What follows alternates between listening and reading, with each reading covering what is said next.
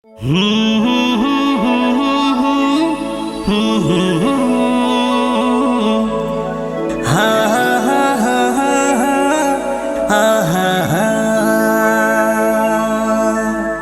जोहार जय जोहार जय जोहार। उगता सूरज छाप जिंदाबाद जिंदाबाद। उगता सूरज छाप जिंदाबाद जिंदाबाद। नयन सिरदार जिंदाबाद जिंदाबाद जिंदाबाद। नयन सिरदार जिंदाबाद जिंदाबाद जिंदाबाद। भैया हो बहनी हो संगी हो संगवारी हो, आप सब झल्ला जय जोहार नमस्कार।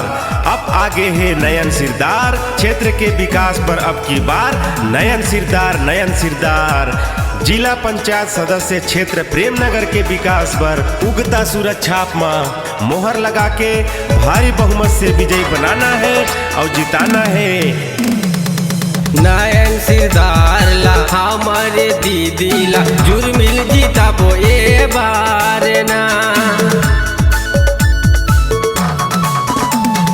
विजय सिरदार ला हमारे भैया ला जुर्मिल जीता बो ए बार ना। सुनागा भैया मोर सुनागा जोहार, नयन सिरदार ला जीता बो अब की बार। सुनागा भैया मोर सुनेला जोहार, विजय सिरदार ला जीता बो अब की बार।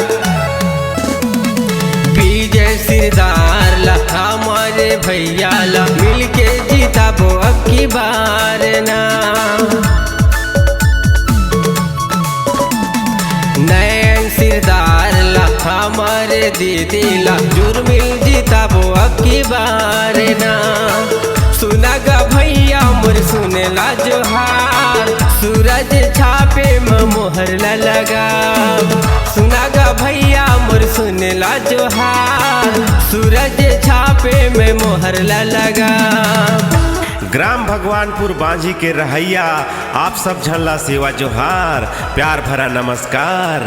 जन जन के प्रिय विजय सिरदार के घरदारिन श्रीमती नयन सिरदार ला जिला सदस्य पर उगता सूरज छाप में मोहर लगा के भारी से भारी बहुमत ले जिताना है।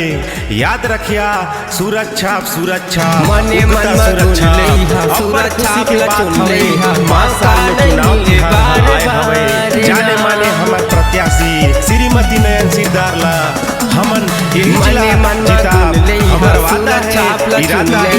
जिला सदस्य बनाई के रहो उगता सूरज छाप जिंदाबाद जिंदाबाद। नयन सिरदार जिंदाबाद जिंदाबाद जिंदाबाद ला जीता बो अब की बार। सुनागा भैया मोर सुनेला जोहार, सूरज छापे में मोहर लगा। ग्राम भगवानपुर बांझी के रहैया, आप सब झल्ला सेवा जोहार प्यार भरा नमस्कार। जन जन के प्रिय विजय सिरदार के घरदारिन श्रीमती नयन सिरदार ला जिला सदस्य पर उगता सूरज छाप में मोहर लगा के भारी से भारी बहुमत ले जिताना है। याद रखिया सूरज छाप। गांव के समस्या ला आगू पहुँचाही जी, बिजली पानी संगे संग में रोड बनवाही जी।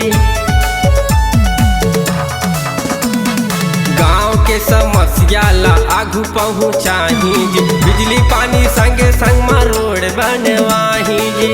सुनागा भैया मोर सुनेला जोहार, नयन सिरदार ला जीता बो अब की बार।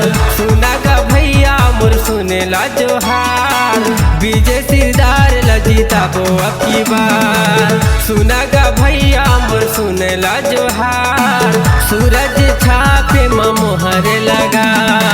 सुनागा भैया मोर सुनेला जोहार, नयन सिरदार ला जीता बो अब की बार। ग्राम भगवानपुर बांझी के रहैया, आप सब झल्ला सेवा जोहार प्यार भरा नमस्कार।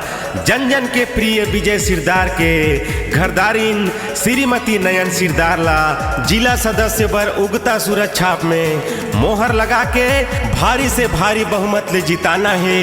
याद रखिया सूरज छाप उगता सूरज छाप। अब बड़ खुशी के बात हवे 5 साल में चुनाव तिहार आए हवे। जाने माने हमर प्रत्याशी श्रीमती नयन सिरदार ला हमन यही जिला जीता हमर